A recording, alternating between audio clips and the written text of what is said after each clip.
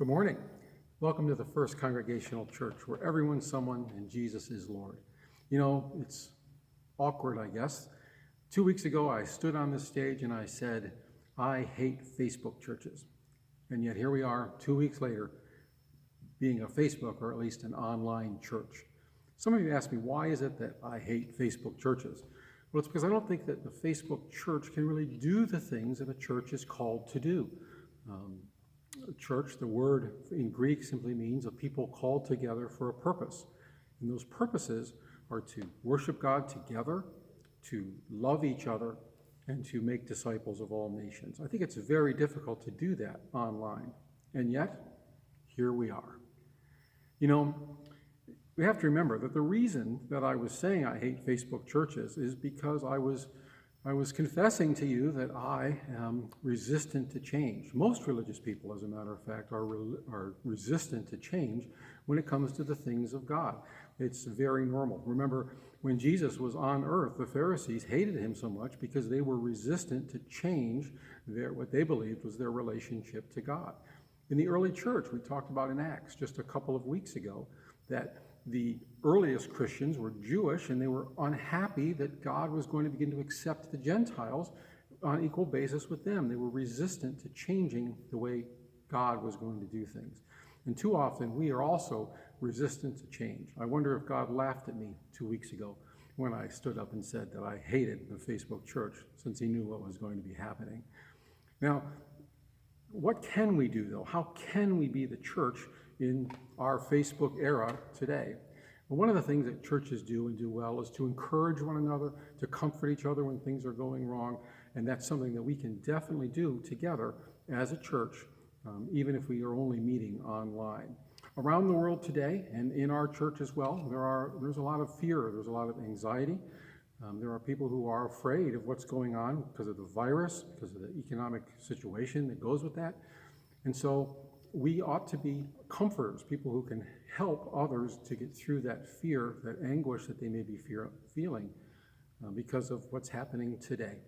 So how do we do that? What is it that what is it that we ought to be doing? How can we do that? And the way it is remember that God is in control. That's really the basis for the peace that we have, is that God is in control of all these things.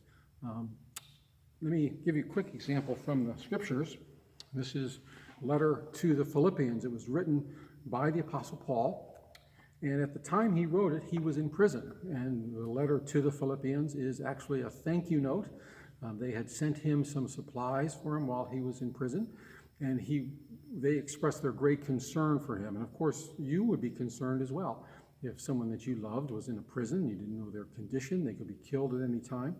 And so they wanted to know, Paul, are you okay? Is everything well? We're concerned about you. So in the letter, he writes and he says, deal with anxiety this way. I'm reading in chapter 4, starting with verse 4.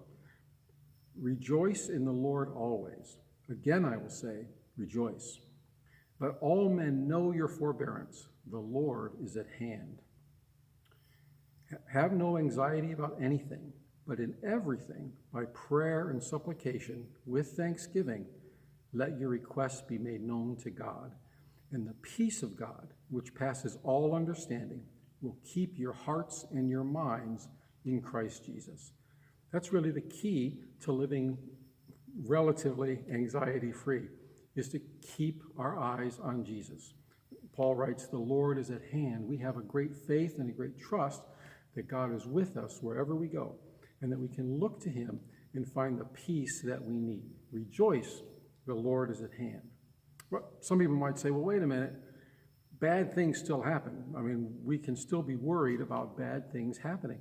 And of course, that's true. Bad things do happen. They happen to good people. They happen to Christian people. They happen to faithful people. So where does that peace come from? Well, it comes from another verse. Perhaps you've seen it on the internet this week as it's been plastered all over the place. And that's Romans 8:28, which says, we know that in everything God works for good for those who love him and are called according to his purpose. Now, to be honest with you, that's been misquoted quite a bit on the internet this week. But the promise is there that God is working everything for good for those who love him and are called according to his purpose. Again, it doesn't mean everything is good. It means that God is working and is able to change these things to good for his people and for his glory. Think about it. A couple of weeks ago, again, we were in the book of Acts, and we were talking about the great persecution that started after the stoning of Stephen. People were being dragged out of their homes, stoned to death, imprisoned. Obviously not a good thing. And yet God used that to send his disciples out throughout the region to share the gospel of the grace of God. He took a very bad situation, still bad, but he used it for good for his people and for his glory, and frankly for you and I today, because if that didn't happen, perhaps we don't know and we don't walk in the grace of God the way that we do now. It's been that way throughout history. Throughout times of trial in history, Christians have stood up and said, we're going to follow Christ, we're going to serve our communities in grace and love, and God is glorified, and people come to him. There was an emperor in the 2nd century, and he wanted to know, who are these Christians and what are they up to? So he sent a spy out there, and the spy came back and said, these Christians are incredible people. They love with all their hearts. They welcome strangers. They share what they have in the worst of circumstances. Something is different about these people. These Christians are loving people. I don't know whether that spy became a Christian, but I do know that it was the caring for one another in times of deep difficulty that brought the message of Christ to the Roman emperor at that time.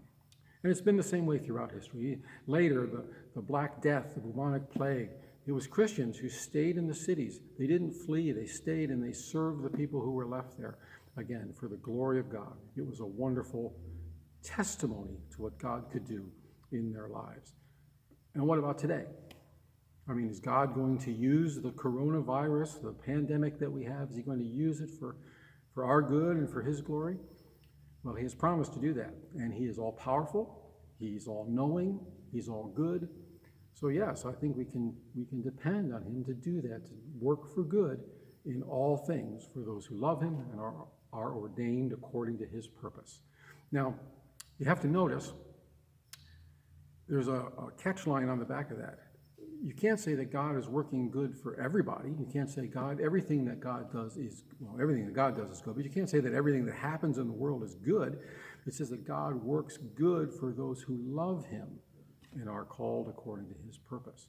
So I guess if we really want to have confidence, if we really want to have the peace that passes all understanding that Paul wrote about, we need to ask ourselves, do we love God?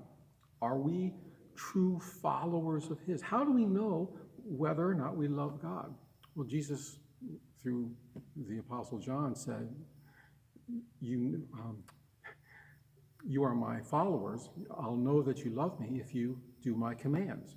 So the question is, are we doing what God has commanded, what Jesus has commanded? And of course, there are three things. We're called to worship God, to love God with all our heart and all our mind and all our strength. We're called to love our neighbor as ourselves, and we're called to make disciples of all nations. If we're doing those things, then we are loving God. We are called according to his purposes. So, will God use this for good today? Yes. Yes, he will. I don't know how, but I can imagine some things. For instance, we are now quarantined to a certain extent. Schools are shut down, businesses are shut down. There's not a lot going on. In the past, we've been running all over the place, trying to catch our tails, taking the kids to their soccer games and garden clubs and chamber meetings and whatever it might be. Those are all done. What are we doing with that extra time? Are we frittering away watching Seinfeld reruns? Are we, well, you fill in the blank. What could we be doing with that time? Well, we could be growing closer to God. Remember, part of the point of the church is to worship God. So we could be worshiping. We could be spending time in our Bibles. We could be spending time in prayer. We could worship God. Our relationship could become better and closer to the Christians that he's calling us to be. You know, perhaps, and I don't know this, but perhaps as the church around the world is sequestered and alone and calmed a little bit from the frenzy of life, maybe a new generation of fully dedicated and mature Christians will grow out of this and fill the world when it opens again with people who are open to him and his movement in their lives. I would certainly pray for that. Another thing that the church is called to do is to serve our communities. Now, we maybe can't do that physically, especially those of us who are at risk, but we can certainly pick up the phone and make a phone call. We can send a letter, type an email. There's many ways that we can serve and we can share God's love with others. And maybe that sharing of God's love includes letting them know how they can enjoy the peace. Maybe it has to do with comforting your next door neighbor, on the phone, of course, to help them to overcome and to learn about the peace that passes all understanding. There's many ways that we can serve and to share his love with our neighbors and with each other, even though we can't do it face to face. But here's the takeaway. The takeaway is, as Paul wrote in Philippians, the Lord is at hand. We just need to look for him. We need to look for him and trust him and experience the joy and the peace that Paul has promised us in Philippians. We could share that with our neighbors and help them to enjoy it too. Usually, at this time during the service, we would be having an offering. We'd be passing the plate and praying and thanking God for what he's done in our lives. But let me just challenge you as we pass the plate figuratively. Why don't you take a moment and pray and ask God if there's some way that you could grow closer to him, if there's some way that you could serve him, if there's something that you've been holding back and keeping from being the person that God has called you to be. Why don't you just put it in our plate and spend some time thanking him and feeling and knowing that joy and that peace that passes all understanding. Take some time to meditate.